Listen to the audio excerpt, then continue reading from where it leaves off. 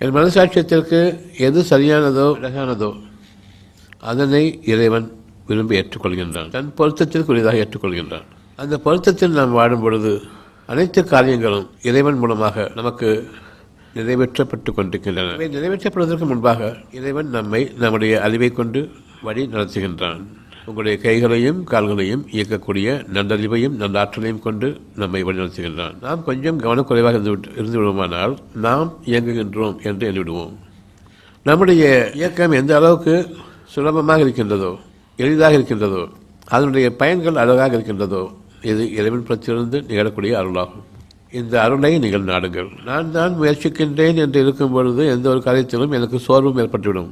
பெரும் பிரயத்தனத்துடன் நாம் அதில் ஒரு பகுதியை அடைவோம். அதில் என்னுடைய குணக்கேடுகளும் அடங்கும். பொய்யும் ஏமாற்றுதலும் அதை கொண்டு நான் அடையக்கூடிய ஒரு அற்பமான சம்பாத்தியமும் நிகழும்.